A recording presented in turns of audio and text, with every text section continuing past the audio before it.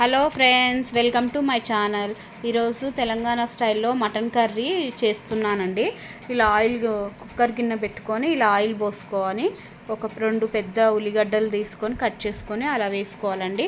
అవి నూనెలో బాగా వేగినాక మంచి కలర్ వచ్చేటట్టు వేగించుకోవాలి. వేగించుకొని అందులో కొద్దిగా కొత్తిమీర, పుదీనా, కరివేపాకు అవి వేసుకొని వేగాక కొంచెం 2 చిటికెలు పసుపు వేసుకొని అల్లం వెల్లుల్లి పేస్ట్ వేసి బాగా గోలాక చూడండి, ఇలా పసుపు వేస్తున్నాను.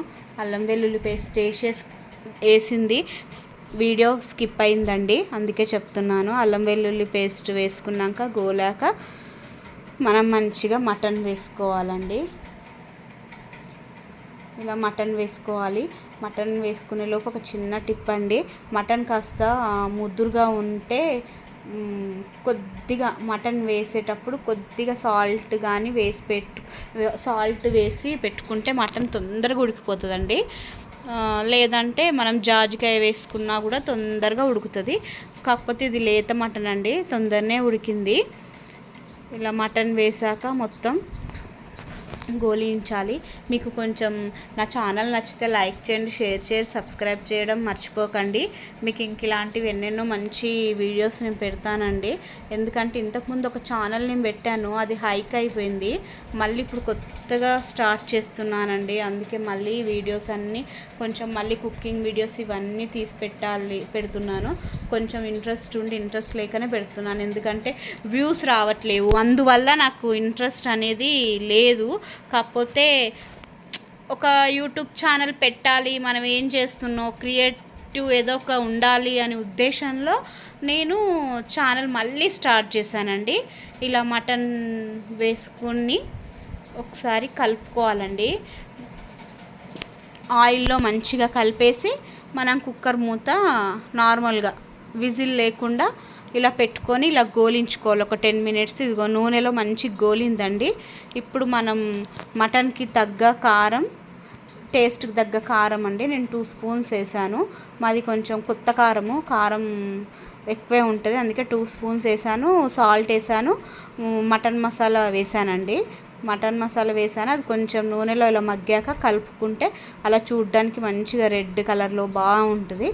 ఇలా ఒక రెండు పెద్ద టమాటాలు వేసాను, వేసి కలుపుకోవాలి.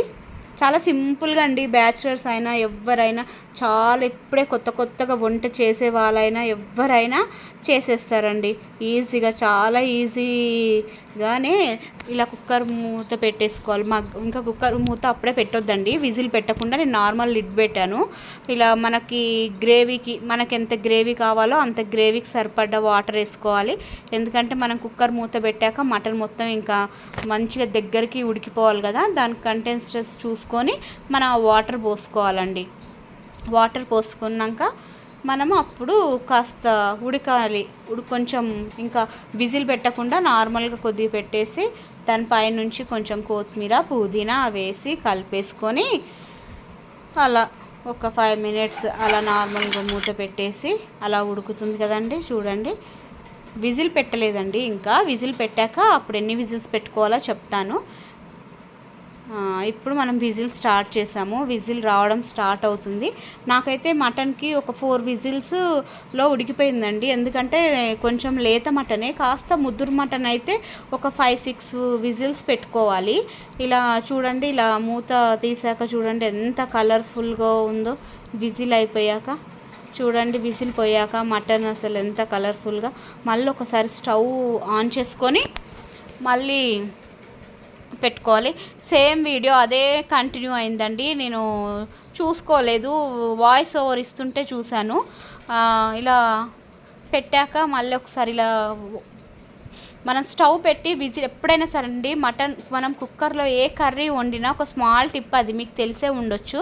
కుక్కర్లో ఏ కర్రీ వండినా మనం విజిల్ పోయాక 5 మినిట్స్ మళ్ళీ స్టవ్ వెలిగించి స్టవ్ పైన మనం కర్రీ మళ్ళీ ఇలా ఉడుకుతుండగా కాస్త మసాలా, కాస్త కొత్తిమీర వేసి పెట్టుకోవాలండి.